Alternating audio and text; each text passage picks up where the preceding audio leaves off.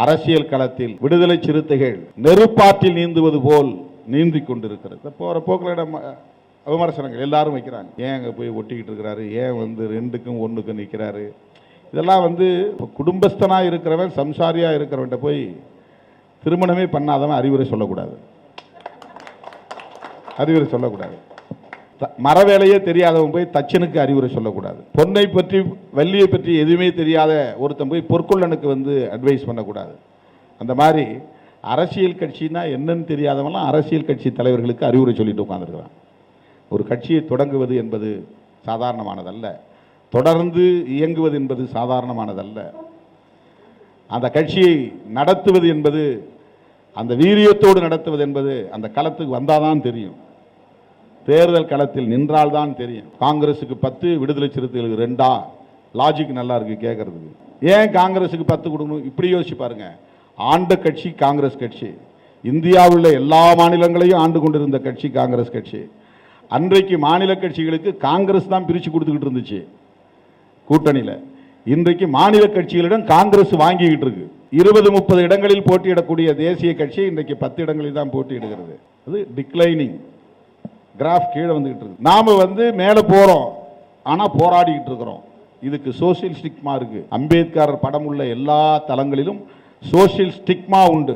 Social ஸ்டிக்மானா என்ன? சமூக சிக்கல், சமூக நெருக்கடி, சமூக அடையாளம் என்கிற ஒரு நெருக்கடி எல்லா வகையிலும் இருக்குது. எந்த களத்துக்கு போனாலும் இருக்கும். நீ தொழில் தொடங்கினாலும் இருக்கும். அங்கே அம்பேத்கர்ங்கிற பேரே ஒரு ஸ்டிக்மா தான். நம்ம தம்பி ஒருத்தர் அம்பேத்கர் அப்படின்னு பேர் வச்சிருக்கிறாரு, உடனே வீட்டை காலி பண்ணுன்ட்டான். அதான் ஸ்டிக்மா. இப்போ விடுதலை சிறுத்தைகள் கட்சி பரந்த பார்வை உள்ள ஒரு கட்சியாக இருந்தாலும், அனைத்து தரப்பு பிரச்சனைகளையும் பேசுகிற ஒரு கட்சியாக இருந்தாலும், எல்லா தரப்பு மக்களுக்காகவும் போராடுகிற ஒரு கட்சியாக இருந்தாலும், அடிப்படையிலே திருமாவளவன் யார் அப்படின்னு பார்க்குறான். இவர்கள் ஒரு சக்தியாக வளர்ந்தால் அப்படின்னு ஒரு கேள்வி போடுறான். இவர்களை எதிர்க்கிறவர்கள் நம்முடைய கட்சியையும் எதிர்ப்பார்களே என்ற கவலை அவர்களுக்கு இருக்கிறது. இவர்களை ஊக்கப்படுத்தினால் இவர்களை பிடிக்காதவர்கள் நம்முடைய கட்சிக்கும் வாக்களிக்காமல் போய்விடுவார்களே, அது சோசியல் ஸ்டிக்மா. இந்த யதார்த்தத்தையும் நாம் புரிந்து கொள்ள வேண்டிய தேவை இருக்கிறது. இதை கடந்து வர வேண்டும். 2 ஒன்னாகாம இருக்க, 2 3ஆகவில்லை என்பது ஒரு புறம் இருந்தாலும் கூட 2 ஒன்னாகாமல் இருக்கிறதே, அதுவே ஒரு போராட்டத்தில் கிடைத்திருக்கிற வெற்றி. இந்த தேர்தலில், போன தேர்தலில் 24 உதயசூரியன் சின்னம் களத்தில் இருந்துச்சு. இப்போ இந்த தேர்தலில் 22 உதயசூரியன் சின்னம் தான். திமுகவுக்கு 2 குறைஞ்சிருக்கு. நாம் அப்படியே ஸ்டேட்டஸ் கோல இருக்கிறோம். விடுதலை சிறுத்தைகள் அதே 2. சொல்ல போனால் இப்போ சின்னம் 2 சின்னம் தனிச்சின்னமாக இருக்கு. முன்ன ஒரு சின்னம் தான் தனி சின்னம் இருந்தது, இப்போ 2 சின்னம் தனி சின்னமாக இருக்கிறது. ஒரே ஃபார்முலா. அதுக்குள்ளே போய் உட்கார்ந்து பேசினாதான் தெரியும். அப்படி இருக்குமோ காரணம்? இப்படி கண்டமாக வாய்க்கு வந்ததை பேசுகிறான். சோசியல் மீடியா கிடைச்சிருச்சு இன்னைக்கு. முன்ன ஜேர்னலிசம் இருந்தது, இப்போ ஜேர்னலிசம் கிடையாது. அவன் ரிப்போர்ட்டரா மாதிரி அவன் ஆளாளுக்கு கதையை கட்டுறான். ஒருத்தன் 50 கோடிங்கிறான், ஒருத்தன் 100 கோடிங்கிறான். மாநாட்டுக்காக திருமாவளவன் வாங்கிட்டாருங்கிறான். வாய்க்கு வந்ததை பேசுறது. ஏன்னா அப்படி ஒரு கருத்தை விதைச்சு விட்டுறது, சாதாரண மக்கள் மத்தியில் குழப்பத்தை உருவாக்குறது. ஏன் திமுக 3 தொகுதி தந்திருக்க கூடாது? ஏன் திருமாவளவன் 3 தொகுதி தரலன்னா அந்த கூட்டணியில் இருக்கணும்? இதெல்லாம் கொஷின். லாஜிக்காக தெரியும். நமக்கு என்ன அடுத்த ஆப்ஷன்? ஒன்று அதிமுக போகணும், இல்லைன்னா தனியாக நிற்கணும். அதிமுக எதுக்காக போகிறோம்? ஒரே ஒரு தொகுதி கிடைக்கலங்கிறதுக்காக. இப்போ ஒரு தொகுதி கிடைக்கலங்கிறதுக்காக அதிமுக போயிட்டா எல்லாம் சாதிச்சிட முடியுமா? இப்போ இவ்வளவு நாள் உருவாக்கி வைத்திருந்த இமேஜ் என்ன ஆகுது? பேசிய கொள்கை என்னாவது? கருத்துக்கள் என்னாவது? அப்போ இந்த ஒரே ஒரு தொகுதிக்காகத்தானா இவ்வளவும் பேசியது? ஒரு கூட்டணியை உடைத்து விட்டு வெளியே போனால், அப்படியே ஒரு வேளை 3 தொகுதி இல்லை 4 தொகுதி என்று கூட வைத்துக் கொள்வோம், அல்லது 5 தொகுதி என்று கூட வைத்துக் கொள்வோம். வின்னிங் ப்ராபபிலிட்டிஸ், வெற்றி பெறுவதற்கான வாய்ப்புகள், சாத்தியக்கூறுகள் எவ்வளவு? காம்பினேஷன்லாம் பார்க்க வேண்டியிருக்குல்ல, கூட்டல் கழித்தெல்லாம் பார்க்க வேண்டியிருக்குல்ல. சரி, பிஜேபியும் அதிமுகவும் ஏன் பிரிந்து நிற்கிறார்கள்? என்ன சண்டை? மோடிக்கும் எடப்பாடிக்கும் சண்டையா? அல்லது அமித்ஷாவுக்கும் எடப்பாடிக்கும் சண்டை நடந்ததா? அல்லது பிஜேபி பேசுகிற கொள்கை தவறு என்று என்றைக்காவது அதிமுக சொல்லிவிட்டு வெளியே வந்ததா? எதற்காக அவர்கள் பிரிந்து நிற்கிறார்கள்? ஏற்கனவே ஒன்றாய் இருந்தே வெற்றி பெறாதவர்கள், அதிமுக, பாஜக, பாமக எல்லோரும் சேர்ந்து நின்றும் அவர்களால் ஆட்சியை கைப்பற்ற முடியவில்லை, தோல்வியை தழுவினார்கள். அவர்களால் எம்பி தேர்தலில் வெற்றி பெற முடியவில்லை, தேனியை தவிர 38 தொகுதிகளில் தோற்று போனார்கள். 3 பேரும் ஒன்னா சேர்ந்தே. அப்படி ஒன்றாய் சேர்ந்தே போன தேர்தலில் தோல்வியை தழுவியவர்கள் இப்போது தனியாய் நின்று எப்படி ஜெயிக்க முடியும்? அப்ப ஏன் தனித்து நிற்கிறார்கள்? இந்த கணக்கு எடப்பாடிக்கும் மோடிக்கும் தெரியாதா? ஏன் தனித்து நிற்கிறார்கள்? தெரிந்துதான் நிற்கிறார்கள், வேண்டுமென்றேதான் இருக்கிறார்கள். இப்ப பிஜேபியோட இல்லை ஏடிஎம்கே, சரி அப்ப ஏன் நம்ம டிஎம்கேக்கு போடணும்? ஏடிஎம்கேக்கு போடலாம், ஓட்டு சிதறும். fragmentation of vote bank, அதான் ஸ்ட்ராட்டஜி. ஸ்பிளிட்டிங் த vote bank, அதுதான் ஸ்ட்ராட்டஜி. தெரியாமலாம் அவங்க தனியா நிக்கல. இதெல்லாம் கணக்கில் எடுத்து தான் நாம் ஒரு முடிவுக்கு வரோம். சரி, இங்க ஒரு அடமன்சி இருக்கு, பரவாயில்ல. நமக்கு 3வது தொகுதியை கொடுக்க அவங்க தயங்குறாங்க, ஓகே பரவாயில்ல. இதற்காக வெளியே போனால் திமுக கூட்டணி அல்லது இந்தியா கூட்டணி அல்லது பிஜேபி எதிர்ப்பு கூட்டணி பலவீனப்பட்டுவிடும். பலவீனப்படுத்துவதற்கு நாம் காரணமாக இருந்து விடக்கூடாது. நாம் தான் அகில இந்திய அளவிலே பிஜேபியை வீழ்த்த வேண்டும் என்பதை தொடர்ந்து வலியுறுத்தி பேசிக்கொண்டே வருகிறோம். 10 ஆண்டுகளாக தொடர்ந்து இந்த கருத்தை அழுத்தமாக பேசி வருகிற ஒரு இயக்கம் விடுதலை சிறுத்தைகள் கட்சி. இதெல்லாம் கணக்கில் வச்சுதான் பண்றோம். உடனே அவனு நினைச்ச மாதிரி நான் உணர்ச்சி வயப்பட்டு வெளியே வந்து எங்களை அவமதித்து விட்டார்கள், 2 கொடுத்தது எங்களுக்கு அசிங்கம், 3வது கொடுத்திருக்க வேண்டும், எங்களை அவமதித்த நிலையிலே இந்த கூட்டணியில் எங்களால் நீடிக்க முடியாது அப்படின்னு நான் பேசுவதை எதிர்பார்க்கிறாங்க. அதுக்காக தான் புரோவோக் பண்றான், ஆத்திரம் ஊட்டுறான். பாரு 100 கோடி வாங்கிட்டார் உங்க தலைவர், இந்த 50 கோடி வாங்கிட்டார். யார் இந்த ஆதவ் அர்ஜுன்? இவர் ஏன் திடீர்னு இங்க உள்ள வந்தார்? இவர் ஸ்லீப்பர் செல், இவரை பிஜேபி உள்ள அனுப்பியிருக்கு, இவரை டிஎம்கே உள்ள அனுப்பியிருக்கு. ஒரு வெங்காயமும் கிடையாது. அதெல்லாம் உண்மையே இல்லை. இதுக்குன்னு நிறைய யூடியூப் சேனல் உருவாக்கி வச்சிருக்கிறானு. தினம் 1 மணி நேரத்துக்கு ஒரு வீடியோ போட்டுக்கிட்டே இருக்கிறாங்க. இதுதான் காரணம், அதுதான் காரணம். உங்களை மாதிரி இருக்கக்கூடியவர்கள் ஒப்பீனியன் மேக்கர்ஸ், நீங்களும் சோசியல் மீடியாவுக்குள்ள இதை எதிர்த்து கருத்துக்களை பதிவு செய்ய வேண்டும். இந்த முன்னாள் மாணவர் சங்கத்தை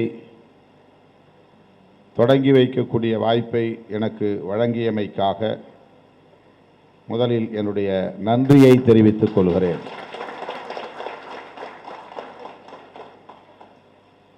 இப்படி ஒரு சங்கம் தொடங்கி இருக்கிறோம், இதற்கான துவக்க விழாவை நடத்த இருக்கிறோம். அதில் பங்கேற்று தொடங்கி வைக்க வேண்டும் என்று தோழர்கள் என்னிடத்தில் வந்து இந்த நாளில் பங்கேற்று சிறப்பிக்க வேண்டும் என்று நேரிலே வந்து அழைப்பு விடுத்தார்கள். எதற்காக இந்த சங்கத்தை, முன்னாள் மாணவர் சங்கத்தை தொடங்குகிறீர்கள் என்று நான் கேட்டேன். சமூக ஊடகத்தில் வாட்ஸ்அப் குழுவில் முதலில் கருத்துக்களை பகிர்ந்து கொண்டோம், மலரும் நினைவுகளை பகிர்ந்து கொண்டோம். பிறகு நேரிலே சந்தித்து ஒருவருக்கொருவர் நலம் விசாரித்து கொண்டோம்.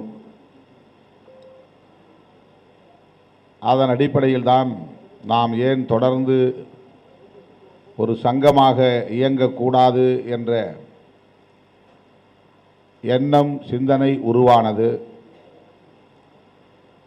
அந்த அடிப்படையிலே இந்த சங்கத்தை முறைப்படி சட்டப்படி பதிவு செய்து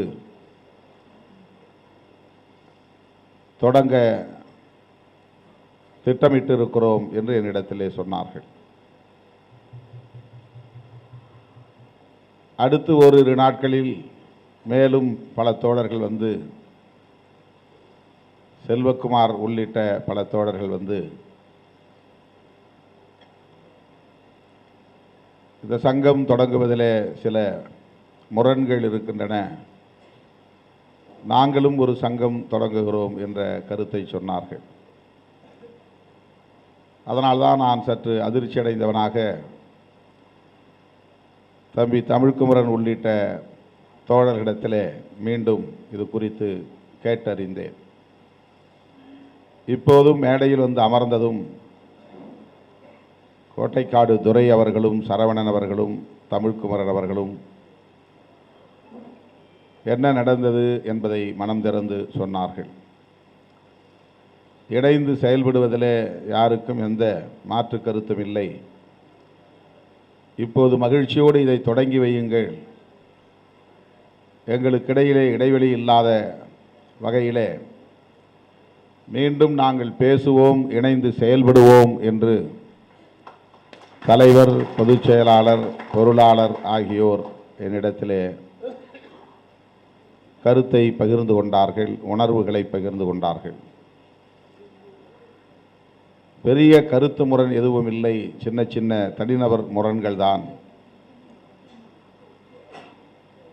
இதை பெரிதாக எடுத்துக்கொள்ள தேவையில்லை. சட்டப்படி பதிவு செய்யப்பட்ட முதல் சங்கமாக, முறைப்படி பதிவு செய்யப்பட்ட ஒரே சங்கமாக இன்றைக்கு இது முகிழ்த்திருக்கிறது. ஆகவே இந்த சங்கத்தை மகிழ்ச்சியோடு தொடங்கி வையுங்கள். வாழ்த்தி உரையாற்றுங்கள் என்று நம்முடைய தோழர்கள் என்னிடத்திலே விளக்கி சொன்னார்கள். தமிழ்குமரன் இங்கே பேசும்போதும் சொன்னார், என்னிடத்திலே அருகில் அமர்ந்திருந்த போதும் சொன்னார்.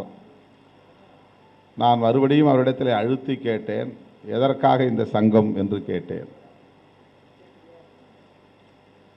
கிட்டத்தட்ட ஓய்வு பெற்றவர்கள் நாம் அனைவரும் இங்கே ஒன்று சேர்ந்திருக்கிறோம், பெரும்பான்மையானவர்கள். ஏற்கனவே நாம் பணியாற்றுவதற்கு நிறைய களங்கள் இருக்கின்றன.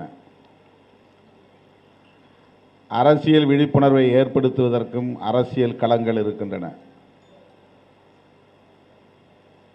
அதனால் எனக்கு அந்த ஐயம் எழுந்து, எதற்காக, என்ன நோக்கத்திற்காக என்று கேட்டபோது என்னிடத்திலே சுருக்கமாக சொன்னதை இங்கே விரிவாக பேசினார் தமிழ்குமரன். கல்வித்தளத்திலே புதிய இளைய தலைமுறையினருக்கு வழிகாட்டுவது, பொருளாதார தளத்திலே இந்த சமூகத்தினருக்கு விழிப்புணர்வை ஏற்படுத்துவது, அதேபோல அரசியல் தளத்திலும் விழிப்புணர்வை ஏற்படுத்துவது, அதற்காகத்தான் இந்த சங்கத்தை நாங்கள் தொடங்கி இருக்கிறோம் என்று சொன்னார். கோட்டைக்காடு துரை அவர்கள் பேசும்போது, 2008 விடுதலை சிறுத்தைகள் கட்சியில் நான் அதிகாரபூர்வமாக இணைந்த போது எனக்கு கல்வி பொருளாதார விழிப்புணர்வு இயக்கம் என்கிற துணைநிலை அமைப்பின் மாநில செயலாளர் பொறுப்பை வழங்கினார். நான் அந்த பொறுப்பை ஏற்று செயல்பட்டிருக்கிறேன் என்று பதிவு செய்தார். விடுதலை சிறுத்தைகள் கட்சியில் 20க்கும் மேற்பட்ட துணைநிலை அமைப்புகள் உள்ளன. சிஸ்டர் ஆர்கனைசேஷன்ஸ், துணைநிலை அமைப்புகள். விடுதலை சிறுத்தைகள் கட்சி என்பது ஒரு முதன்மையான அமைப்பு, பிரதானமான அமைப்பு, மெயின் பாடி. அதற்கு பல்வேறு தளங்களில் அனைத்து தரப்பாரையும் அரசியல் படுத்தி அணிதிரட்டுவதற்காக, அவர்களை எல்லாம் அரசியல் படுத்தி அமைப்பாக்குவதற்காக எண்ணற்ற பல துணைநிலை அமைப்புகளை நாம் உருவாக்கியிருக்கிறோம். அதிலே ஒரு அமைப்பு தான் கல்வி பொருளாதார விழிப்புணர்வு இயக்கம். பஞ்சமி நிலமீட்பு இயக்கம் என்ற ஒரு துணைநிலை அமைப்பு உண்டு. அதேபோல மகளிர் விடுதலை இயக்கம், தொழிலாளர் விடுதலை முன்னணி, இளஞ்சிறுத்தைகள் எழுச்சி பாசறை, அரசு ஊழியர் ஐக்கிய பேரவை, சிறுவர் எழுச்சி மன்றம், இப்படி பல அமைப்புகள், முற்போக்கு மாணவர் கழகம், மாணவர்களை ஒருங்கிணைப்பதற்கு, இப்படி 20க்கு மேற்பட்ட அமைப்புகள், அவை அனைத்தையும் நாம் துணைநிலை அமைப்புகள் என்று அழைக்கிறோம். அந்த தளங்களில் அனுபவம் உள்ளவர்கள் தங்களை இணைத்து கொண்டு விடுதலை சிறுத்தைகள் கட்சி முன்னெடுக்கக்கூடிய முயற்சிகளுக்கு பக்கபலமாக இருக்க வேண்டும் என்பதுதான் அதன் நோக்கம். ஒருவர் நேரடியாக விடுதலை சிறுத்தைகள் கட்சியிலே இணைவதற்கு தயக்கம் காட்டுவார். ஆனால் அவர் விடுதலை சிறுத்தைகளின் தொழிற்சங்கமாக இருந்தாலும் தொழிற்சங்கத்திலே தன்னை இணைத்துக் கொள்வார். அதிலே அவருக்கு தயக்கம் வராது.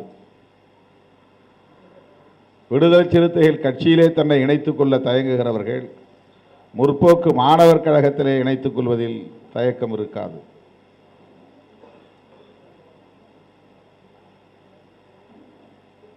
அதற்குள்ளே அவர்கள் வந்துவிட்டால் அதன் பின்னர் நாம் பேசுகிற அரசியல் அவர்களுக்கு விழிப்புணர்வை ஏற்படுத்துவதற்கான வாய்ப்பை உருவாக்கும். அதன் பின்னர் விடுதலை சிறுத்தைகளை சரியான கோணத்தில் உற்று நோக்க அவருக்கு ஏதுவான சூழல்கள் அமையும். பின்னர் அவர் விரும்பினால் விடுதலை சிறுத்தைகள் கட்சியிலே நேரடியாக இணைத்துக் கொள்ள வாய்ப்பு இருக்கிறது. அல்லது துணைநிலை அமைப்பிலேயே நின்று கொண்டு உற்ற துணையாக செயல்படுவதற்கு வாய்ப்பு இருக்கிறது. அந்த நோக்கத்தின் அடிப்படையில் தான் பல்வேறு துணைநிலை அமைப்புகளை நாம் ஒருங்கிணைக்கிறோம். ஒரு துணைநிலை அமைப்பின் மாநில செயலாளர் கட்சியின் மையக்குழுவில் அல்லது பொதுக்குழுவிலே உறுப்பினராக இருப்பார். கட்சி எடுக்கிற அரசியல் முடிவுகளை அந்தந்த தளங்களில் இருக்கிற சிக்கல்களின் அடிப்படையில் பொதுக்குழுவிலே விவாதித்து அதன்படி எடுக்கிற முடிவுகளை அந்தந்த துணைநிலை அமைப்புகளில் கொண்டு போய் சேர்க்கிற பொறுப்பு மாநில செயலாளர்களுக்கு உண்டு.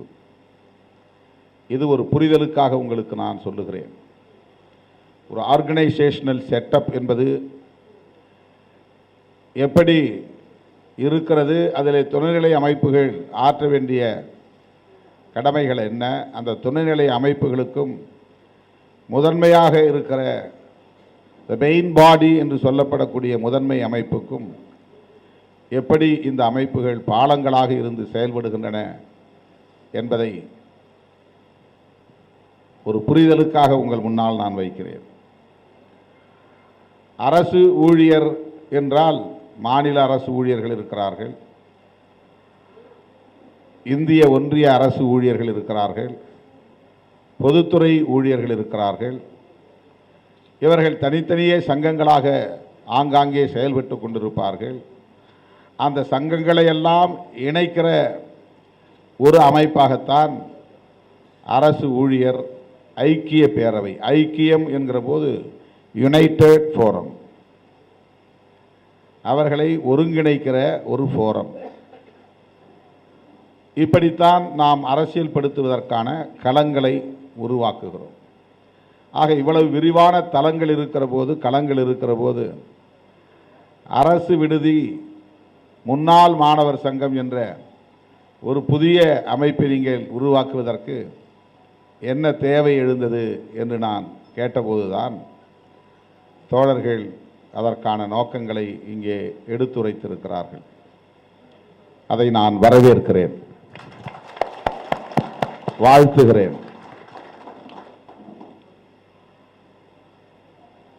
பணியாற்றுவதற்கு நிறைய களங்கள் இருக்கின்றன. இந்த முன்னாள் மாணவர் சங்கம் என்கிற பேனருக்கு கீழே, அந்த பதாகையின் கீழே தயக்கமில்லாமல் சேர விரும்புகிறவர்கள் இன்றைக்கு வந்திருக்கிறீர்கள். ஆனால் நேரடியாக விடுதலை சிறுத்தைகள் கட்சியிலே சேருவதற்கு கட்டாயம் தயக்கம் இருக்கும். அதிலே படித்தவர்களுக்கு ரொம்ப தயக்கம் இருக்கும். அதிலும் பெரிய பதவிகளில் இருப்பவர்களுக்கு தயக்கம் இருக்கும்.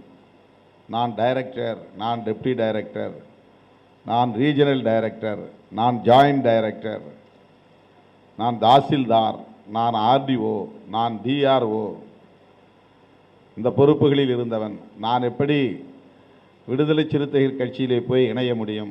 எப்படி என்னை அடையாளப்படுத்திக் கொள்ள முடியும்? இந்த ஈகோ என்பது ஹியூமன் நேச்சர். இது தவிர்க்க முடியாத ஒன்று, மனித இயல்பு. என்னதான் இருந்தாலும் நான் ஒரு உயர்ந்த பொறுப்பிலே பணியாற்றியவன். 30 ஆண்டுகள் 40 ஆண்டுகள் எனக்கு அனுபவம் இருக்கிறது. எனக்கு கீழே நூற்றுக்கணக்கானவர்கள், ஆயிரக்கணக்கானவர்கள் பணியாற்றி இருக்கிறார்கள். என்னை பார்த்ததும் எழுந்து நின்று எனக்கு சல்யூட் அடித்திருக்கிறார்கள். நான் மாநில அளவில் அல்லது மாவட்ட அளவில் அதிகாரம் வாய்ந்த ஒரு பொறுப்பிலே பல ஆண்டுகள் பணியாற்றிய அனுபவம் கொண்டவன். இவையெல்லாம் சேர்ந்து நமக்கு ஒரு ஈகோவை கட்டி எழுப்பியிருக்கும். அது வலுவாக இருக்கும், தகர்க்க முடியாததாக இருக்கும். அது நம்மை குடும்பத்திலிருந்தும் தனிமைப்படுத்தி இருக்கும், சமூகத்திலிருந்தும் தனிமைப்படுத்தி இருக்கும். ஒட்ட மாட்டோம். ஊருக்குள்ள 1000 பிரச்சனை நடந்தாலும் இல்லை, நான் ரிட்டையர்டு ஆஃபீஸர், எனக்கும் ஊருக்கும் பிரச்சனை இல்லை, அதிலே நான் தலையிட மாட்டேன். சொந்தக்காரங்க வந்தால் போனால் அவர்களுக்கு நான் உதவி செய்வேன். கோயில் கட்ட வேண்டுமா, என்னால் முடிந்தது 10,000. பட் நான் அவங்களோடு அசோசியேட் ஆக மாட்டேன், டிஸ்அசோசியேட். நான் அவர்களோடு அட்டாச் ஆக மாட்டேன், டிட்டாச்மெண்ட். நம்முடைய ஈகோ அப்படி நம்மை பிரித்து வைத்துவிடும். என்னையும் உட்படுத்தி சொல்லுகிறேன். இது மனித இயல்பு. அதனால்தான் புரட்சியாளர் அம்பேத்கர் மிகவும் வருந்தினார், கண்ணீர் சிந்தினார். நெஞ்சு வலிக்க தம் வேதனைகளை எடுத்து உதவியாளர்களிடத்திலே பேசியிருக்கிறார். நான் யாருக்காக என் வாழ்வை முழுமையாக ஒப்படைத்துக் கொண்டேனோ, யாரெல்லாம் மேம்பட வேண்டும், உயர்ந்த அதிகாரத்திற்கு வர வேண்டும் என்று என் குருதியை கொட்டினேனோ, அவர்களெல்லாம் இன்றைக்கு இடஒதுக்கீட்டின் மூலம் அந்த பயனை அடைந்து விட்டார்கள். ஆனால் அவர்கள் யாரும் தம் சொந்த சமூகத்தை திரும்பி பார்க்கவில்லை என்று வருந்தினார். ரட்டு என்கிற உதவியாளர் இதை பதிவு செய்திருக்கிறார். வாருங்கள் எல்லோரும் இந்து மதத்தை விட்டு வெளியேறுவோம் என்று அவர் அறைகூவல் விடுத்து பல ஆண்டுகள் அவர் பணியாற்றினார். மக்களை சந்தித்தார், அறைகூவல் விடுத்தார். நீ இந்து என்று உணர்கிறவரை நீ கீழ்சாதி என்கிற உளவியலிலிருந்து விடுதலை பெற முடியாது. இந்த சோசியல் ஆர்டர் என்பது உன்னை கடைநிலையிலே வைத்து இழிவுபடுத்துகிறது. நீ இதிலிருந்து வெளியேறினால் மட்டும்தான், இந்த அடையாளத்திலிருந்து உன்னை விடுவித்துக் கொண்டால் மட்டும்தான் உன் வாழ்நாளிலேயே ஒரு தலைநிமிர்வை உன்னால் உணர முடியும். அதற்கு பிறகு உன் சந்ததியை எவனாலும் அடிமைப்படுத்த முடியாது. எனவே வெளியேறுங்கள், என் தலைமையில் அணிதிரளுங்கள், நாம் பௌத்தம் ஏற்போம் என்று அறைகூவல் விடுத்தார். நாக்பூருக்கு வர சொன்னார். நாக்பூர் வந்திருந்தவர்களை எல்லாம் அவர் பார்க்கிறார். லட்சக்கணக்கானோர் திரண்டிருக்கிறார்கள். அந்த லட்சக்கணக்கானோரில் வெள்ளை சட்டை போட்டவர்கள் யாரும் இல்லை. இடஒதுக்கீட்டை பயன்படுத்தி பயன்பெற்றவர்கள் யாரும் இல்லை. அதிகாரத்தை நுகர்ந்தவர்கள் யாரும் இல்லை. அடிமை சகதியிலே உழன்று கிடக்கிற சாதாரண மக்கள், ஆடு மாடு மேய்க்கிற மக்கள், இடஒதுக்கீட்டு பயனை நுகராத மக்கள், தலைவர் சொல்லிவிட்டார் என்று நாக்பூருக்கு திரண்டு வந்திருந்தார்கள். 10 லட்சம் பேரும் இடஒதுக்கீட்டு பயனை நுகராதவர்கள் தான் வந்திருந்தார்கள். நான் யாருக்காக என் ரத்தம் சுண்ட உழைத்தேனோ அவர்கள் என் பேச்சை கேட்கவில்லை, என் பின்னால் அணிதிரளவில்லை. அந்த இடஒதுக்கீட்டு பயனை நுகராத சாதாரண சாமானியமான மக்கள் தான் என் பேச்சை கேட்டு நம்பி நாக்பூருக்கு வந்திருக்கிறார்கள் என்று இரத்த கண்ணீர் வெடித்திருக்கிறார்.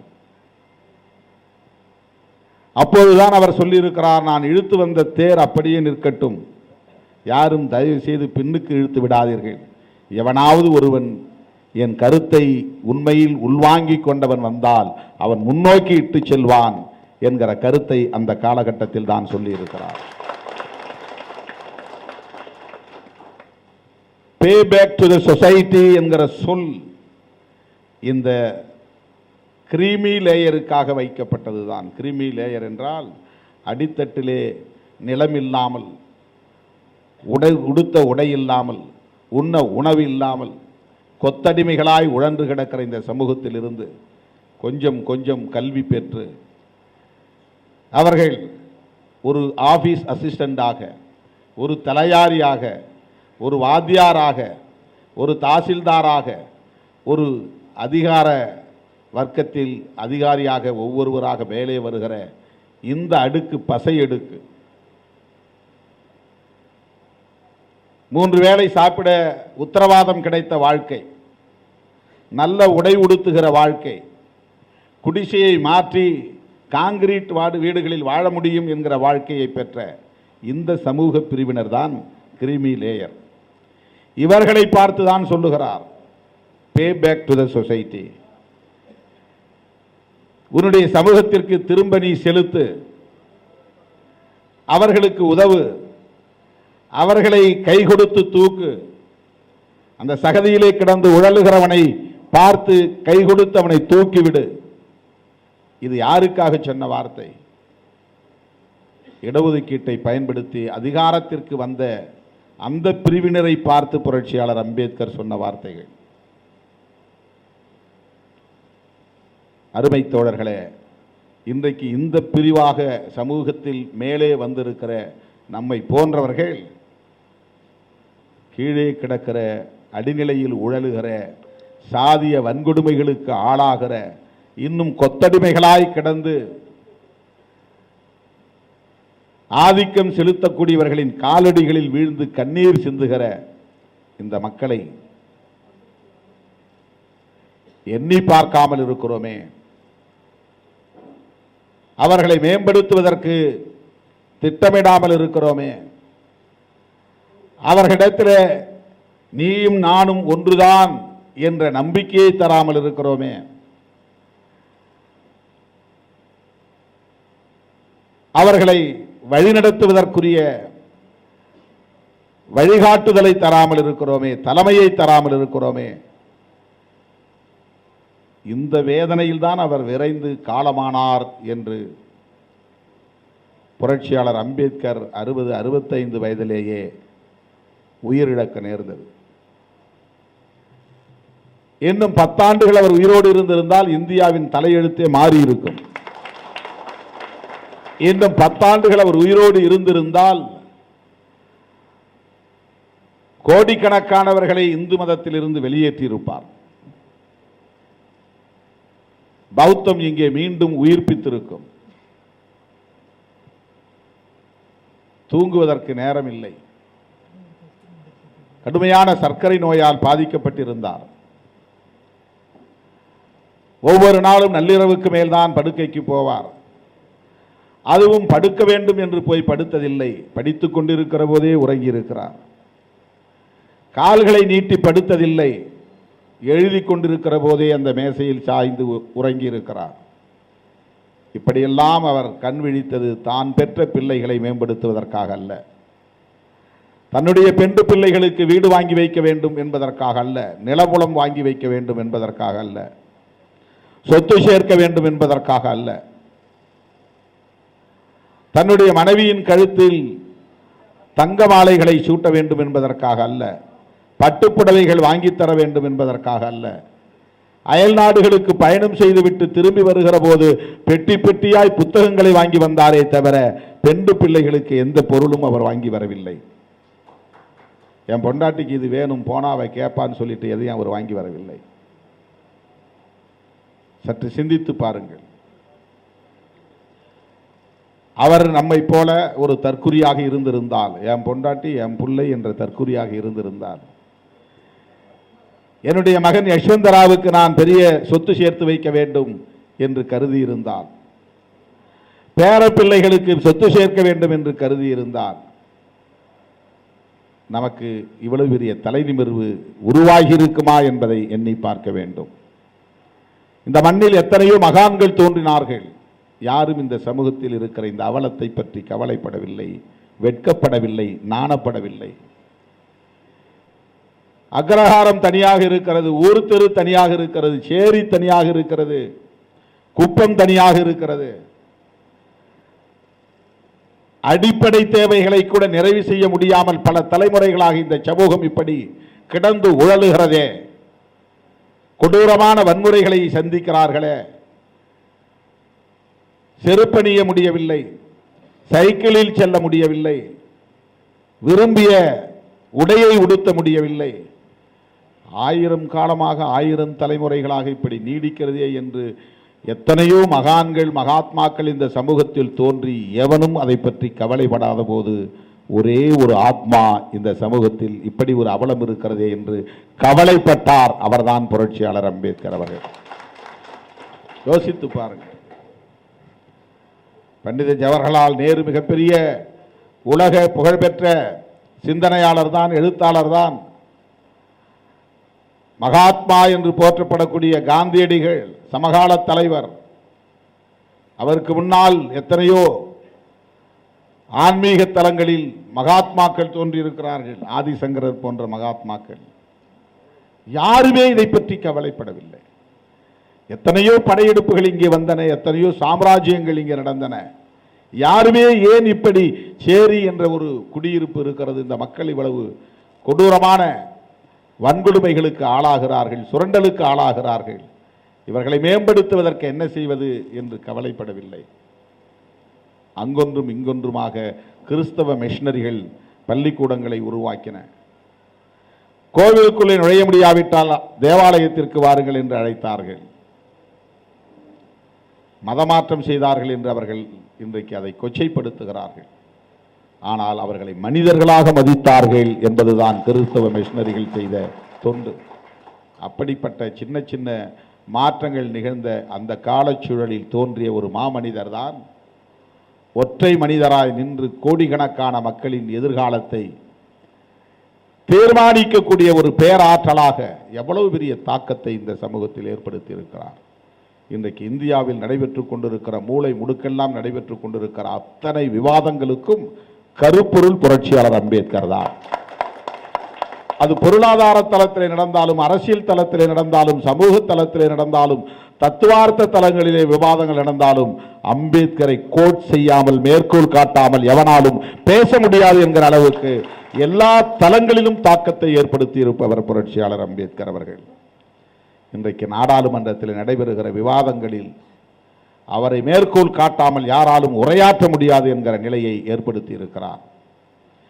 எந்த அம்பேத்கரை வண்டியிலே நிற்க ஏறக்கூடாது என்று கொடை சாய்த்து விட்டார்களோ அந்த அம்பேத்கருக்கு இன்று ஆந்திராவிலும் தெலுங்கானாவிலும் 125 அடி உயரத்திலே வெண்கல திருவுருவச் சிலையை நிறுவியிருக்கிறார்கள். அவர் பிறந்து வாழ்ந்த இடம் நினைவில்லமாக மாற்றப்பட்டிருக்கிறது. அவர் டெல்லியிலே தங்கியிருந்த இடம் சர்வதேச நினைவிடமாக மாற்றப்பட்டிருக்கிறது. அவர் இங்கிலாந்திலே போய் படித்த இடம் எது என்று தேடி கண்டுபிடித்து விலைக்கு வாங்கி அது இன்றைக்கு சர்வதேச பார்வையாளர்களின் நினைவிடமாக மாற்றப்பட்டிருக்கிறது. எவ்வளவு பெரிய தாக்கத்தை புரட்சியாளர் அம்பேத்கர் ஏற்படுத்தி இருக்கிறார். அவருடைய கவலை என்ன? ஒரே கவலை, இடஒதுக்கீட்டை நுகர்ந்தவர்கள் தம் சொந்த சமூகத்தை திரும்பி பார்க்கவில்லை என்பதுதான். அவர்களை மேம்படுத்துவதற்கு யாரும் கவலைப்படவில்லை. அரசியல் களத்தில் நீங்கள் பார்க்கலாம், இவ யார், எந்த ஆள், என்ன சாதி என்று பார்த்ததும் அடடே நம்ம ஆள் என்று தொழிலதிபர்கள் தூக்கி விடுகிறார்கள், ஊடக அதிபர்கள் தூக்கி விடுகிறார்கள். அவனுக்கு அந்த தகுதி இருக்கிறதோ இல்லையோ, அந்த ஆற்றல் இருக்கிறதோ இல்லையோ, அவன் இந்த சமூகத்தின் ஒட்டுமொத்த தலைவன் என்று உயர்த்துகிறார்கள். இந்த நாட்டை ஆளுவதற்கு தகுதி படைத்தவன் என்று பின்னணியில் இருந்து ஊக்கப்படுத்துகிறார்கள். ஆனால் ஒடுக்கப்பட்ட சமூகத்தில் இருந்து போராடி போராடி எதிர்நீச்சல் போட்டு வந்தாலும் இந்த சமூகத்தில் வெள்ளை சட்டை போடுகிற வலிமை பெற்றவர்கள் வெளியே நின்று வேடிக்கை பார்க்கிறார்கள். அங்கொன்றும் இங்கொன்றுமாக ஊக்கப்படுத்துகிறவர்கள் இருக்கிறார்கள், இல்லை என்று சொல்ல மாட்டேன். மறைந்து நின்று வேடிக்கை பார்க்கிறார்கள், சொல்லிக் கொள்வதற்கு தயங்குகிறார்கள், அடையாளப்படுத்திக் கொள்வதற்கு தயங்குகிறார்கள். இந்த தயக்கத்தை உடைக்க விரும்பினார் புரட்சியாளர் அம்பேத்கர் அவர்கள். இந்த இடம்தான் தேக்கத்திற்கான புள்ளி. ஏனென்றால் இந்த சமூகத்தில் நிலக்கிழார்கள் கிடையாது. விடுதலை சிறுத்தைகள் போன்ற இயக்கத்தை ஊக்கப்படுத்தலாம் என்று ஊக்கப்படுத்துவதற்கு நிலக்கிழார்கள் பெரிதாக இல்லை, தொழிலதிபர்கள் இல்லை, பெரும் வர்த்தகர்கள் இல்லை, பல கோடி ரூபாய் மதிப்பீட்டில் வேலை செய்வதற்கான ஒப்பந்ததாரர்கள் இல்லை. 1000 கோடி 2000 கோடி என்று வேலை எடுத்து வேலை செய்வதற்குரிய ஒப்பந்ததாரர்கள் இல்லை. இந்த சமூகத்தில் நிலக்கிழார்களாகவும் தொழிலதிபர்களாகவும் ஒப்பந்ததாரர்களாகவும் பெருவணிகர்களாகவும் இருக்கிற தகுதியை கொண்டவர்கள் அரசு ஊழியர்கள் தான். படித்து பதவிக்கு வந்த வெள்ளை சட்டை போட்ட ஒரு கிரீமி லேயர், ஒரு சிறிய சமூக அடுக்கு கொஞ்சம் மேலே வந்திருக்கிறார்.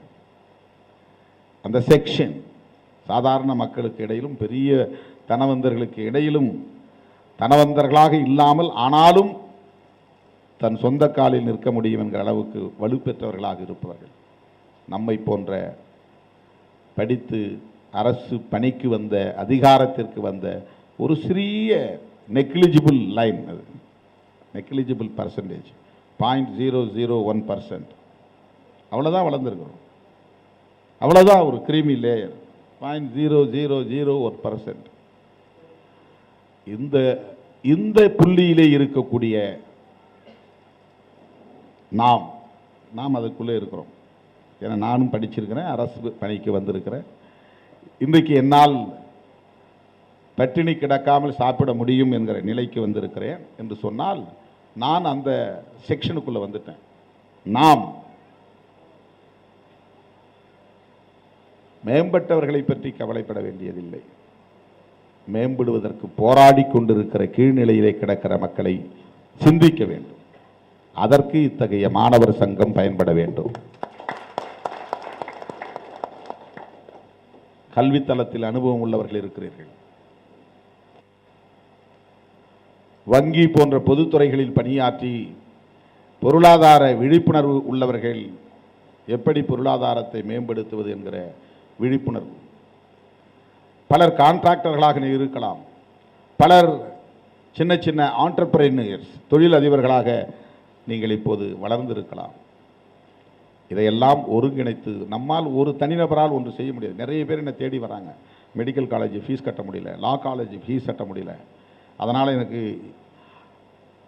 எக்ஸாமினேஷன் கால்குள்ளே நுழைய விட மாட்டேங்கிறாங்க, ஹால் டிக்கெட் தர மாட்டேங்கிறாங்க. எவ்வளவு கட்டணும்? 80,000 கட்டணும். எவ்வளவு கட்டணும்? 1.5 லட்சம் கட்டணும். எவ்வளவு கட்டணும்? 4 லட்சம் கட்டணும். வெளிநாட்டுக்கு போகணும், பணம் இல்லை, ஆனால் நான் வெளிநாட்டில் படிக்கிறதுக்கான வாய்ப்பை பெற்றுவிட்டேன். என்ன செய்ய முடியும்? ஏதோ முடிஞ்சதை அவன் கேட்குறது 5,000 10,000 கொடுத்து அங்கே வர்றவங்க கையில் இந்த கையில் வாங்கி இந்த கையில் கொடுத்து அனுப்புகிறோம். ஒரு நாளைக்கு குறைஞ்சது 20-25 பேருக்காவது. திடீர்னு யாராவது பஸ்ஸிலேருந்து இறங்கி வருவான், என்ன நான் தென்காசி, நான் வந்து திருநெல்வேலி, நான் கன்னியாகுமரி, நான் வந்து நாமக்கல், பஸ்ஸுக்கு காசு இல்லை, ட்ரெயினுக்கு காசு இல்லை, ஹாஸ்பிட்டலில் என் மனைவி கிடக்கிறாங்க, பணம் கட்ட முடியல, எனக்கு கண்ணு பயிற்சி ஆப்ரேஷன் பண்ணணும், எனக்கு கால் பயிற்சி ஆப்ரேஷன் பண்ணணும், என் பிள்ளைக்கு ரஷ்யாவில் படிக்கிறதுக்கு வாய்ப்பு கிடைச்சிருக்கு, ஆனால் பணம் கட்ட முடியல, பாஸ்போர்ட் எடுக்க முடியல. இல்லை சின்ன சின்ன எதிர்பார்ப்புகள். ஆளுக்கு 5,000 10,000 ஒரு 10 பேர் போட்டோம்னா 50,000 ஒரு பிள்ளைக்கு கொடுக்கலாம்.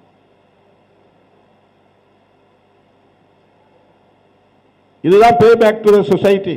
வேற யாரும் செய்வார்கள்? யாரும் செய்ய மாட்டாங்க. அணுகவே முடியாது, அக்சஸ் பண்ணவே முடியாது.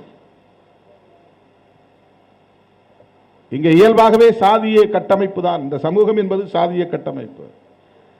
ஆக இப்படிப்பட்ட சமூகத்தில் இருந்தவர்கள் இன்னொரு சமூகத்திலே போய் உதவியை கேட்க முடியாது, அக்சஸ் இருக்காது. நாமெல்லாம் நகர்ப்புறங்களில் வந்து செட்டில் ஆகிட்டோம், எங்கே இருக்கிறேன்னு யாருக்குமே தெரியாது. ஒருத்தருக்கு ஒருத்தர் அடையாளப்படுத்திக் கொள்வதில்லை. சொந்த ஊர்ல இருந்து வந்தா கூட தேட முடியாது. எங்க ஊருக்கார ஒருத்தர் மெட்ராஸ்ல இருக்கிறாருன்னு சொல்லுவோம், அவ்வளவுதான். ஆனா அவர் எந்த ஊர்ல இருக்கிறாரு, எந்த தெருவில் இருக்கிறாருன்னு தெரியாது. இந்த தயக்கங்களை நாம் தகர்த்து விட்டு ஒரு பொது நிதி நம்ம கையில் இந்த பாரு, எஜுகேஷனுக்கு எங்கள்கிட்ட 10 லட்ச ரூபா கையில் இருக்கு. வர்ற பிள்ளைகளுக்கு, ஸ்கூல் பிள்ளைங்களுக்கு ஃபீஸ் கட்டுவோம். யார் கேட்குறாங்களோ எங்களுக்கு டைவர்ட் பண்ணி விடுங்க, எங்களால் முடிஞ்சதை நாங்கள் கட்டுறோம். இதுக்கு தான் கல்வி பொருளாதார விழிப்புணர்வு இயக்கத்தை உருவாக்கினேன். நான் அதனால தான் துறையை மேலே இப்படி பார்த்தேன், என்ன அவர் இந்த வேலையை செய்து விட்டு இங்கே போய் மாணவர் சங்கத்தை கட்டிகிட்டு இருக்கிறாருன்னு. எனக்கு எவ்வளோ பெரிய வாய்ப்பை நான் கொடுத்தேன், எவ்வளோ பெரிய களத்தை கொடுத்தேன், எவ்வளோ பெரிய பொறுப்பை கொடுத்தேன். அதிலே இருந்து இன்றைக்கு அந்த துணைநிலை இயக்கத்திற்கு மிகப்பெரிய அளவிலே ஒரு பொருளாதாரத்தை திரட்டி மாணவர்களுக்கு கொஞ்சம் ட்ரைனிங்லாம் நடத்தினார். சில கவர்மெண்ட் ட்ரைனிங்லாம் எடுத்து அதெல்லாம் நடத்தினார். ஒரு 2 ஆண்டுகள் ரொம்ப ஆக்டிவாக இருந்தார். அப்புறம் ஏதோ ஒரு உடம்பு சரியில்லை, அப்புறம் அப்படியே போயிடுச்சு. அது குறை சொல்கிறேன்னு நினைக்க வேண்டாம், பட் செய்யணும். இது எதிர்பார்ப்பு இருக்கு எனக்கு, இது நிறைவேறவில்லை. இப்போ என்னால் நான் ஒவ்வொருத்தருக்கும் ஒவ்வொரு ஹெட்டு போட்டுட்டேன், இதை செய்யுங்கன்னு. அவங்க ஒரு 2 வருஷம் கழிச்சு எனக்கு ஒன்றும் சொல்லலையே, வேலை சொல்லலையேன்னு நினைப்பாங்க. ஒருத்தர் ஒரு லீடர்ஷிப்னா ஒன்று கொடுத்துட்டா அவங்களே உட்காந்து திங்க் பண்ணணும், அவங்களே டிசைன் பண்ணணும், அவங்களே ஸ்கெட்ச் போடணும், செயல் திட்டத்தை வரையறுக்கணும், என்ன பண்ணணும். இதில் கல்வி தொடர்பான விழிப்புணர்வு இல்லை. நிறைய பேர் நான் டிகிரி முடிச்சிட்டேன், எனக்கு அரசாங்க வேலை கிடைக்கலன்னு உட்காந்துருப்பான். அவனுக்கு ஒரு விஷனே இல்லாதனால சொல்லிகிட்டு இருக்கிறான். அரசாங்க வேலை கிடைக்காது, இப்போ நீ ரெக்ரூட்மெண்ட்டே கிடையாது, அதெல்லாம் சொல்லணும் உங்களுக்கு. அப்போ நீ சொந்தமாக தொழிலை தொடங்கிறதுக்கு அல்லது வேறு ஏதாவது ஒரு தனியார் துறையில் வேலை செய்கிறதுக்கு அவனுக்கு ஒரு வழிகாட்டுதல் யாரும் ஆள் இல்லை. கிராமத்தில் அவன் பாட்டுக்கு ஒரு டிகிரி முடிச்சிட்டான்னா அதுக்கப்புறம் கீழே குனியவே மாட்டான், எந்த வேலையும் செய்ய மாட்டான், அப்பா அம்மாவுக்கு பாரமாக இருப்பான். கேட்டால் நான் பெரிய டிகிரி ஹோல்டர் அப்படின்னு உட்காந்துருப்பான். அவன் படித்ததும் மறந்து போயிருக்கும். 30 வயசு 40 வயசு ஆகிறதெல்லாம் அரசாங்க வேலை இருக்காது. வீட்டில் அப்பா அம்மாவுக்கு பாரமாக இருப்பான். அவங்க அப்பா அம்மாலாம் புள்ள படித்த புள்ள அப்படின்னு அவனுக்கு ரொம்ப மரியாதை கொடுத்துட்டு உட்காந்துருப்பாங்க. இது அந்த சமூகத்தில் பெற்றோரையும் ஏய்க்கிற வேலை இது. ஏன்னா அவனுக்கு விஷன் இல்லை, விழிப்புணர்வு இல்லை. இப்போ படிக்கிற பட்டத்துக்கும் நம்முடைய வாழ்க்கைக்கும் சம்பந்தம் கிடையாது. அது சும்மா ஒரு குவாலிஃபிகேஷன் சர்டிஃபிகேட், அவ்வளவுதான். சொந்தமாக நின்று பிழைக்கிறதுக்கு என்ன வழி, அந்த விழிப்புணர்வை கூட்டணும். படித்து முடித்த பிறகு அடுத்தடுத்து வேறு என்ன படிக்கலாம், என்ன கோர்ஸுக்கு போகணும், அதுக்கு அடுத்து என்ன. இப்போ நான் படிக்கும்போதெல்லாம் எனக்கு வழிகாட்டுறதுக்கு ஆள் எனக்கு சம்மந்தமே இல்லாமல் ஒவ்வொரு டிகிரிங்க. கெமிஸ்ட்ரியில் யூஜியில் பிஎஸ்சி கெமிஸ்ட்ரி. அதுக்கப்புறம் எனக்கு சரியாக வழிகாட்டுறதுக்கு ஆள் இல்லை, ஒரு விஷயம் வீணாக போயிடுச்சு. அதுக்கப்புறம் நான் எம்ஏ கிரிமினாலஜி. எம்ஏ கிரிமினாலஜிக்கும் பிஎஸ்சி கெமிஸ்ட்ரிக்கும் சம்மந்தமே கிடையாது. அதுக்கு பிறகு நான் லா முடிச்சுட்டு எம்ப்ளாய்மெண்ட் எக்ஸ்சேஞ்சில் வந்தவொடனே வேலைக்கு ஓடிட்டேன், ஒரு டெம்பரரி வேலைக்கு. லா ப்ராக்டிஸ் பண்ணலை. ஒன்று லா ப்ராக்டிஸ் பண்ணி ஒரு அட்வொகேட்டாக நான் வந்திருக்கணும். சம்பந்தமே இல்லை, வழிகாட்ட ஆள் இல்லை. கூட இருந்தவனை சொல்லி நான் இடையில ஒரு வருஷம் போய் ஐசிடபிள்யூஏன்னு ஒரு கோர்ஸை போய் சேர்ந்தேன். பிஎஸ்சி கெமிஸ்ட்ரிக்கும் ஐசிடபிள்யூஏவுக்கும் என்ன சம்பந்தம், ஒன்றுமே கிடையாது. போய் ஒரு வருஷம் கிளாஸில் உட்காந்தா ஒன்றுமே எனக்கு புரியல. ஏன்னா பிகாம் படிச்சிருக்கணும், கார்பரேட் செக்ரட்டரிஷிப் ஏதாவது படிச்சிருக்கணும், ஒன்றுமே எனக்கு தெரியல. அக்கௌண்ட்ஸ் ஒன்றுமே தெரியல. இப்போ ஒரு வருஷத்தை நான் வீணாக்கினேன். பாஸ் பண்ணிவிட்டு ஃபஸ்ட் கிளாஸில் பாஸ் பண்ணிட்டு பிஎஸ்சி கெமிஸ்ட்ரி ஃபஸ்ட் கிளாஸில் பாஸ் பண்ணிவிட்டு அதற்கப்புறம் நான் எம்எஸ்சி கெமிஸ்ட்ரி படிக்கிறதுக்கான முனைப்பு எடுக்கலை. ஏதோ ஒரு யாரோ மிஸ்கைட் பண்ணதில் போய் அதை ஜாயின் பண்ணிட்டேன். பகலில் வேலைக்கு போய்கிட்டு இருந்தேன். அப்புறம் அதெல்லாம் தூக்கி எறிஞ்சிட்டு இனிமேல் ஒரு பிஜி முடிக்காமல் நாம் ஊருக்கே போகிறதில்ல அப்படின்னு பல கோர்ஸ் அப்ளை பண்ணேன். MA journalism mass communication apply பண்ணேன், கிடைக்கல. எம்ஏ சோஷியல் ஒர்க் கிடைக்கல. எம்ஏ ஒர்க் எஜுகேஷன் கிடைக்கல. எம்எஸ்சி என்விரான்மெண்டல் கெமிஸ்ட்ரி அப்ளை பண்ணேன், கிடைக்கல. எம்ஏ கிரிமினாலஜி மட்டும் கிடைச்சிது. இந்த ஒரு வருஷம் நான் வேஸ்ட் பண்ணாமல் எனக்கு சரியான கைட் இருந்திருந்தா, பெற்றோருக்கு யாருக்கும் தெரியாது என்ன படிக்கிறதுன்னு தெரியாது, கைட் பண்ணுறதுக்கு ஆள் இல்லை. நீ கெமிஸ்ட்ரி படிச்சிருக்கிற, ஃபஸ்ட் கிளாஸ் பாஸ் பண்ணியிருக்கிற, இதுக்கு அடுத்து நீ இந்த கோர்ஸ் போ, இப்படி தான் நீ படித்து மேலே வரணும், நீ ஒரு ப்ரொஃபஸராக வரலாம், ஒரு பிஹெச்டி முடிக்கலாம் அப்படின்னு காட்டுறதுக்கு ஆள் கிடையாது. சும்மா குருட்டாம்போக்கில் போய் ஏதோ ஒரு கோர்ஸ் அப்ளை பண்ணேன், எம்ஏ கிரிமினாலஜி கிடச்சிது. அதை பாஸ் பண்ணி முடித்த உடனே லா போய் அப்ளை பண்ணேன். அந்த நேரத்தில் இன் பிட்வீன் எனக்கு லா முடிக்கிறதுக்குள்ளே எம்ப்ளாய்மெண்ட் எக்ஸ்சேஞ்சிலேருந்து எப்போ நான் பிஎஸ்சி கெமிஸ்ட்ரிக்கு அப்ளை பண்ணும்போது சைதாப்பேட்டையில் ஒரு வேலைவாய்ப்பு அலுவலகம் இருந்துச்சு. அதில் பதிவு பண்ணி வச்சுருந்தேன். அதில் ஒரு கார்டு வந்துச்சு வேலைவாய்ப்பு அலுவலகத்திலேருந்து. அதில் ஒரு டெம்பரரி வேலையில் போய் சேர்ந்தேன். அப்படியே அடிச்சுக்கிட்டே போகுது. நமக்குன்னு ஒரு திட்டமிடல் இல்லை, வழிகாட்டுதல் இல்லை. வேண்டாம், நீ போய் இந்த வேலையை சேர வேணாம், ஒரு டெம்பரரி வேலை, நீ அட்வொகேட் கோர்ஸை லா கோர்ஸை முடி, அட்வொகேட்டாவா ப்ராக்டிஸ் பண்ணு அப்படின்னு தெம்பூட்டுறதுக்கு ஒரு ஆள் கிடையாது. அப்போ இது மாதிரி தடுமாறி நிற்கக்கூடிய இளைஞர்களுக்கு வழிகாட்டுவதற்கு அனுபவம் உள்ள உங்களை போன்றவர்கள் தேவைப்படுகிறது. நம்ம குடும்பத்தில் உள்ள பிள்ளைகளுக்கு தான் சொல்லணும்னு இல்லை, பொதுவாக எல்லாருக்கும் வழிகாட்டலாம். எல்லாருக்கும் வழிகாட்டலாம். ஒவ்வொருத்தருக்கும் ஒவ்வொரு ஸ்கில் இருக்கு. ஆங்கில அறிவு இருக்கிறது, பிற மொழிகளை கற்றுக்கொள்வதற்கான ஊக்கத்தை தரலாம். தமிழை தவிர வேற எந்த மொழியும் தெரியாமல் தடுமாறி போய் நிற்கிற நிலை இருக்கிறது. வழிகாட்டலாம். மேத்தமெட்டிக்ஸில் திறமை உள்ளவர்கள் இருப்பீர்கள், சயின்ஸில் திறமை உள்ளவர்கள், வரலாற்று பாடம் எடுக்கிறதுல திறமை உள்ளவர்கள். இப்படி போ அப்படி போன்னு வழிகாட்டணும். சின்ன சின்ன ஸ்டார்ட் அப்ஸ், சின்ன சின்ன தொழிலை செய்கிறது எப்படி, சொந்தமாக தொழில் செய்வது எப்படி. ஒரு ஸ்டேக்னேஷன் இருக்கு, ஒரு தேக்கம் இருக்கிறது. இப்போ நீங்கள் பல துறைகளிலும் அனுபவம் உள்ளவர்கள் ஓய்வு பெற்று இன்றைக்கு வீட்டிலே இருக்கிற போது எஞ்சிய காலத்தை இதற்காக நாம் செலவு செய்வோம். இதில் நமக்கு இந்த பொறுப்பில் சின்ன சின்ன அட்ஜஸ்ட்மெண்ட். ஒருத்தர் கேட்குறாரே, வாப்பா என்ன பொறுப்பு எடுத்துக்க, ரைட், 1 2 ஆக்குங்க, 2 4 ஆக்குங்க.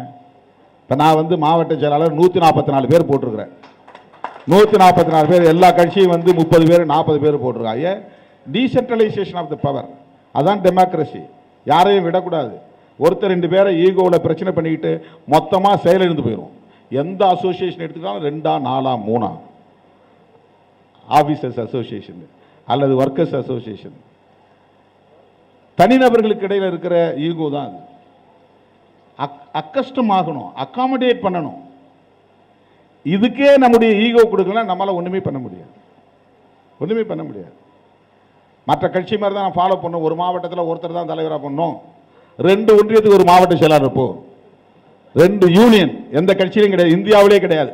நான் தான் ஃபர்ஸ்ட் அதை ஓப்பன் பண்ணியிருக்கிறேன். நான் தான் ஏன் அகாமடேட் பண்ணேன், ஏன் அவனும் ஒரு மாவட்ட செயலாளர் சொல்லிட்டு கெத்தா நடக்கட்டுமே. திமுகவில் இருக்கிற மாவட்ட செயலர் ஒவ்வொரு டிஸ்ட்ரிக்ட்டுக்கும் ஒரு ஆள் இருப்பாங்க, அல்லது 2 மாவட்டம் தான் இருப்பாங்க. நம்ம இதில் 6 பேர் இருக்கிறான் ஒரு ரெவன்யூ டிஸ்ட்ரிக்டில். இது வந்து ரிடிகுலஸாக தெரியலாம் மற்றவனுக்கு, பட் நான் டெமோக்ராட்டிக், நான் வந்து ஒரு ஜனநாயக சிந்தனையாளர். ஜனநாயகத்தில் ரொம்ப முக்கியமானது டீசென்ட்ரலைசேஷன் ஆஃப் பவர் தான். எல்லா பவரையும் நாமளே வச்சுக்கிட்டு நானே தலைவர், நானே பொதுச் செயலாளர், நானே எல்லாம் அப்படிங்கிற இடத்துல ஒரு அரவணைப்பு வராது, அரவணைப்பு வராது. பொதுச் செயலாளரே 3 பேர் போடுங்க, அதில் என்ன இருக்குது. ஒவ்வொரு இலாக்கா பிரிங்க, கல்விக்குன்னு ஒரு பொதுச் செயலாளர், பொருளாதாரத்துக்கு ஒரு பொதுச் செயலாளர், வெளிநாட்டுக்கு போகிற மாணவர்களுக்கு உதவி செய்வதற்குன்னு பொதுச் செயலாளர், அல்லது வந்து ஒரு கோச்சிங் சென்டர் ஆரம்பிக்கிறதுக்கு அதுதான் வேலை, அவருக்கு ஒரே வேலை, வேறு எந்த வேலையும் கிடையாது. ஃபண்ட் ரைஸ் பண்ணுறதுக்கு ஒரு பொதுச் செயலாளரையும் பொருளாளரையும் டைப் பண்ணி விடுங்க. சிந்திக்கலாம் எப்படி அகாமடேட் பண்ணுறதுங்கிறது தான். இதெல்லாம் நமக்குள்ளே ஒரு அனுசரித்து போகிறது தானே. அப்படி இல்லைன்னா நம்ம எவ்வளவு வீரியத்தோடு ஒன்றை தொடங்கினாலும் ஒரு குறிப்பிட்ட புள்ளியில் போய் ஸ்டேக் ஆகி நின்றோம். அப்புறம் அதுக்கப்புறம் அது வேலை செய்யாது, வேலை செய்யாது. எனவே நல்லெண்ணத்தோடு தொடங்கி இருக்கிற இந்த சங்கம், நல்ல நோக்கத்திற்காக தொடங்கப்பட்டிருக்கிற இந்த சங்கம், நல்ல முயற்சியோடு தொடங்கப்பட்டிருக்கிற இந்த சங்கம் விரிந்த பார்வையோடு பரந்த அளவில் எல்லோரையும் உள்வாங்கிக் கொண்டு இளைய தலைமுறையினருக்கு, புதிய தலைமுறையினருக்கு, தேங்கி கிடக்கிற தலைமுறையினருக்கு வழிகாட்டக்கூடிய வகையில், உதவி செய்யக்கூடிய வகையில், துணை நிற்கக்கூடிய வகையில் இது இயங்க வேண்டும் என்று நான் வாழ்த்துகிறேன். அரசியல் களத்தில் விடுதலை சிறுத்தைகள் நெருப்பாற்றில் நீந்துவது போல் நீந்தி கொண்டிருக்கிறது. போகிற போக்கில் விமர்சனங்கள் எல்லாரும் வைக்கிறாங்க. ஏன் அங்கே போய் ஒட்டிக்கிட்டு இருக்கிறாரு, ஏன் வந்து 2க்கும் 1க்கும் நிற்கிறாரு. இதெல்லாம் வந்து இப்போ குடும்பஸ்தனா இருக்கிறவன், சம்சாரியா இருக்கிறவன்ட்ட போய் திருமணமே பண்ணாதவன் அறிவுரை சொல்லக்கூடாது. அறிவுரை சொல்லக்கூடாது. மரவேலையே தெரியாதவன் போய் தச்சனுக்கு அறிவுரை சொல்லக்கூடாது. பொன்னை பற்றி வள்ளியை பற்றி எதுவுமே தெரியாத ஒருத்தன் போய் பொற்கொள்ளனுக்கு வந்து அட்வைஸ் பண்ணக்கூடாது. அந்த மாதிரி அரசியல் கட்சினா என்னன்னு தெரியாதவன்லாம் அரசியல் கட்சி தலைவர்களுக்கு அறிவுரை சொல்லிட்டு உட்காந்துருக்கிறான். ஒரு கட்சியை தொடங்குவது என்பது சாதாரணமானதல்ல, தொடர்ந்து இயங்குவது என்பது சாதாரணமானதல்ல. அந்த கட்சியை நடத்துவது என்பது, அந்த வீரியத்தோடு நடத்துவது என்பது அந்த களத்துக்கு வந்தாதான் தெரியும். தேர்தல் களத்தில் நின்றால்தான் தெரியும். காங்கிரசுக்கு 10, விடுதலை சிறுத்தைகளுக்கு 2. லாஜிக் நல்லா இருக்கு கேட்கறதுக்கு. ஏன் காங்கிரசுக்கு 10 கொடுக்கணும்? இப்படி யோசிச்சு பாருங்க. ஆண்ட கட்சி காங்கிரஸ் கட்சி, இந்தியாவில் எல்லா மாநிலங்களையும் ஆண்டு கொண்டிருந்த கட்சி காங்கிரஸ் கட்சி. அன்றைக்கு மாநில கட்சிகளுக்கு காங்கிரஸ் தான் பிரித்து கொடுத்துக்கிட்டு இருந்துச்சு கூட்டணியில். இன்றைக்கு மாநில கட்சிகளிடம் காங்கிரஸ் வாங்கிக்கிட்டு இருக்கு. 20-30 இடங்களில் போட்டியிடக்கூடிய தேசிய கட்சி இன்றைக்கு 10 இடங்களில் தான் போட்டியிடுகிறது. அது டிக்ளைனிங் கிராஃப், கீழே வந்துகிட்டு இருக்குது. நாம வந்து மேலே போறோம், ஆனா போராடிக்கிட்டு இருக்கிறோம். இதுக்கு சோசியல் ஸ்டிக்மா இருக்கு. அம்பேத்கர் படம் உள்ள எல்லா தளங்களிலும் சோசியல் ஸ்டிக்மா உண்டு. சோசியல் ஸ்டிக்மானா என்ன? சமூக சிக்கல், சமூக நெருக்கடி, சமூக அடையாளம் என்கிற ஒரு நெருக்கடி எல்லா வகையிலும் இருக்குது. எந்த களத்துக்கு போனாலும் இருக்கும். நீ தொழில் தொடங்கினாலும் இருக்கும். அங்க அம்பேத்கர்ங்கிற பேரே ஒரு ஸ்டிக்மா தான். நம்ம தம்பி ஒருத்தர் அம்பேத்கர் அப்படின்னு பேர் வச்சிருக்கிறாரு, உடனே வீட்டை காலி பண்ணுன்ட்டான். அதான் ஸ்டிக்மா.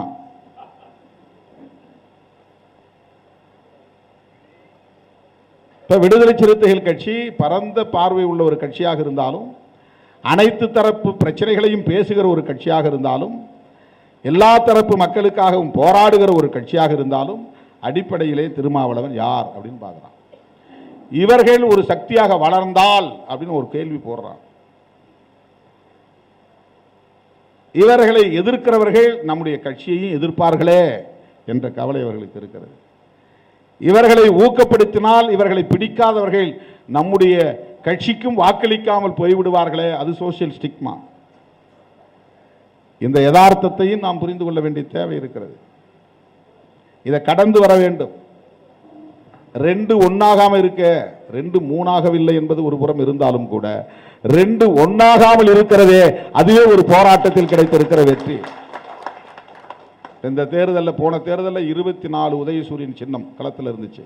இப்போ இந்த தேர்தலில் 22 உதயசூரியன் சின்னம் தான். திமுகவுக்கு 2 குறைஞ்சிருக்கு. நாம் அப்படியே ஸ்டேட்டஸ் கோல இருக்கிறோம். விடுதலை சிறுத்தைகள் அதே 2. சொல்ல போனா இப்போ சின்னம் 2 சின்னம் தனி சின்னமாக இருக்கு. முன்ன ஒரு சின்னம் தான் தனி சின்னம் இருந்தது, இப்ப 2 சின்னம் தனி சின்னமாக இருக்கிறது.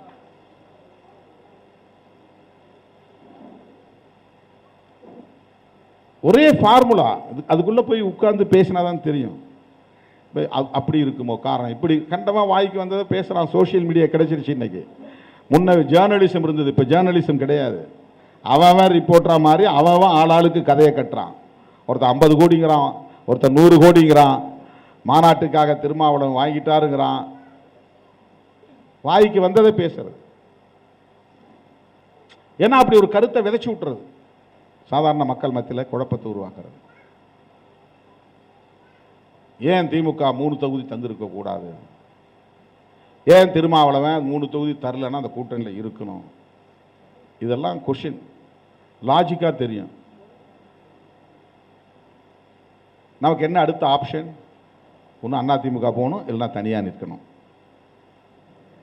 அதிமுக எதுக்காக போகிறோம்? ஒரே ஒரு தொகுதி கிடைக்கலங்கிறதுக்காக. இப்போ ஒரு தொகுதி கிடைக்கலங்கிறதுக்காக அதிமுக போயிட்டா எல்லாம் சாதிச்சிட முடியுமா? இப்போ இவ்வளவு நாள் உருவாக்கி வைத்திருந்த இமேஜ் என்னாவது? பேசிய கொள்கை என்னாவது? கருத்துக்கள் என்னாவது? அப்போ இந்த ஒரே ஒரு தொகுதிக்காகத்தானா இவ்வளவும் பேசியது? ஒரு கூட்டணியை உடைத்து விட்டு வெளியே போனால் அப்படியே ஒரு வேளை 3 தொகுதி இல்லை 4 தொகுதி என்று கூட வைத்துக் கொள்வோம், அல்லது 5 தொகுதி என்று கூட வைத்துக் கொள்வோம்.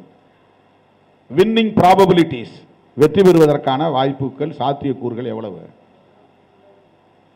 காம்பினேஷன்லாம் பார்க்க வேண்டியிருக்குல்ல, கூட்டல் கழித்தெல்லாம் பார்க்க வேண்டியிருக்குல்ல. சரி, பிஜேபியும் அதிமுகவும் ஏன் பிரிந்து நிற்கிறார்கள்? என்ன சண்டை? மோடிக்கும் எடப்பாடிக்கும் சண்டையா? அல்லது அமித்ஷாவுக்கும் எடப்பாடிக்கும் சண்டை நடந்ததா? அல்லது பிஜேபி பேசுகிற கொள்கை தவறு என்று என்றைக்காவது அதிமுக சொல்லிவிட்டு வெளியே வந்ததா? எதற்காக அவர்கள் பிரிந்து நிற்கிறார்கள்? ஏற்கனவே ஒன்றாய் இருந்தே வெற்றி பெறாதவர்கள் அதிமுக, பாஜக, பாமக எல்லோரும் சேர்ந்து நின்றும் அவர்களால் ஆட்சியை கைப்பற்ற முடியவில்லை, தோல்வியை தழுவினார்கள். அவர்களால் எம்பி தேர்தலில் வெற்றி பெற முடியவில்லை, தேனியை தவிர 38 தொகுதிகளில் தோற்று போனார்கள். 3 பேரும் ஒன்னா சேர்ந்தே. அப்படி ஒன்றாய் சேர்ந்தே போன தேர்தலில் தோல்வியை தழுவியவர்கள் இப்போது தனியாய் நின்று எப்படி ஜெயிக்க முடியும்? அப்ப ஏன் தனித்து நிற்கிறார்கள்? இந்த கணக்கு எடப்பாடிக்கும் மோடிக்கும் தெரியாதா? ஏன் தனித்து நிற்கிறார்கள்? தெரிந்துதான் இருக்கிறார்கள், வேண்டுமென்றேதான் இருக்கிறார்கள். ஒரே நாளில் கூப்பிட்டு மோடி, மிஸ்டர் எடப்பாடி போய் சேர்ந்து நில்லுங்க அப்படின்னு சொன்னா போய் சேர்ந்துருவார். ஏன் அவர் சொல்லலை? எல்லாத்துக்குள்ளும் அரசியல் இருக்கிறது, காரணம் இருக்கிறது. வாக்குகள் இரண்டாக பிரிந்து பிஜேபி ஒரு அணி, ஏடிஎம்கே ஒரு அணி என்றால், ஒரே அணியாக இருந்த போதே வெற்றி பெறாதவர்கள் 2 அணியாக பிரிந்து நின்றால் எப்படி வெற்றி பெற முடியும்? என்ன கணக்கு? வெளியே நின்னாதான் முழுமையா பிஜேபியை எதிர்க்கிற வாக்குகள் அதிமுக அணிக்கு போகாமல் தடுக்க முடியும். அதான் ஸ்ட்ராட்டஜி. பிஜேபியை எதிர்க்கிற வாக்குகள், முஸ்லீம் வாக்குகள், கிறிஸ்தவ வாக்குகள், தலித்துகளில் பெரும்பான்மையான கணிசமான வாக்குகள், கொள்கை ரீதியாக நிற்கிற வாக்குகள், சில பேர் கொள்கை அடிப்படையில், இது ஒரு ஐடென்டிட்டியோடு இருக்கிற வாக்குகள், இது அடையாள அரசியலோடு இருக்கிற வாக்குகள். சிலர் அதெல்லாம் கடந்து மதம், சாதி என்கிற வரையறையெல்லாம் கடந்து பிஜேபியினுடைய பாசிசத்தை புரிந்து கொண்டு எதிர்த்து வாக்களிக்கிறவர்கள். இப்போ பிஜேபியோட இல்லை ஏடிஎம்கே, சரி அப்போ ஏன் நம்ம டிஎம்கேக்கு போடணும்? ஏடிஎம்கேக்கு போடலாம், ஓட்டு சிதறும். ஃப்ராக்மெண்டேஷன் ஆஃப் ஓட் பேங்க், அதான் strategy. Splitting the vote bank, அதுதான் ஸ்ட்ராட்டஜி. தெரியாமலாம் அவங்க தனியாக நிற்கல. இதெல்லாம் கணக்கில் எடுத்து தான் நாம் ஒரு முடிவுக்கு வரோம். சரி, இங்கே ஒரு அடமன்சி இருக்கு, பரவாயில்ல. நமக்கு 3வது தொகுதியை கொடுக்க அவங்க தயங்குறாங்க, ஓகே பரவாயில்ல. இதற்காக வெளியே போனால் திமுக கூட்டணி அல்லது இந்தியா கூட்டணி அல்லது பிஜேபி எதிர்ப்பு கூட்டணி பலவீனப்பட்டுவிடும். பலவீனப்படுத்துவதற்கு நாம் காரணமாக இருந்து விடக்கூடாது. நாம் தான் அகில இந்திய அளவிலே பிஜேபியை வீழ்த்த வேண்டும் என்பதை தொடர்ந்து வலியுறுத்தி பேசிக்கொண்டே வருகிறோம். 10 ஆண்டுகளாக தொடர்ந்து இந்த கருத்தை அழுத்தமாக பேசி வருகிற ஒரு இயக்கம் விடுதலை சிறுத்தைகள் கட்சி. இதெல்லாம் கணக்கில் வச்சுதான் பண்றோம். உடனே அவனு நினைச்ச மாதிரி நான் உணர்ச்சி வயப்பட்டு வெளியே வந்து எங்களை அவமதித்து விட்டார்கள், 2 கொடுத்தது எங்களுக்கு அசிங்கம், 3வது கொடுத்திருக்க வேண்டும், எங்களை அவமதித்த நிலையிலே இந்த கூட்டணியில் எங்களால் நீடிக்க முடியாது அப்படின்னு நான் பேசுவதை எதிர்பார்க்குறாங்க. அதுக்காக தான் புரோவோக் பண்ணுறான், ஆத்திரம் ஊட்டுறான். பாரு 100 கோடி வாங்கிட்டார் உங்கள் தலைவர், இந்த 50 கோடி வாங்கிட்டார். யார் இந்த ஆதவ் அர்ஜுன்? இவர் ஏன் திடீர்னு இங்கே உள்ளே வந்தார்? இவர் ஸ்லீப்பர் செல், இவரை பிஜேபி உள்ளே அனுப்பியிருக்கு, இவரை டிஎம்கே உள்ளே அனுப்பியிருக்கு. ஒரு வெங்காயமும் கிடையாது. அதெல்லாம் உண்மையே இல்லை. இதுக்குன்னு நிறைய யூடியூப் சேனல் உருவாக்கி வச்சிருக்கிறானோ, தினம் 1 மணி நேரத்துக்கு ஒரு வீடியோ போட்டுக்கிட்டே இருக்கிறாங்க. இதுதான் காரணம், அதுதான் காரணம். உங்களை மாதிரி இருக்கக்கூடியவர்கள் ஒப்பீனியன் மேக்கர்ஸ், நீங்களும் சோசியல் மீடியாவுக்குள்ள இதை எதிர்த்து கருத்துக்களை பதிவு செய்ய வேண்டும்.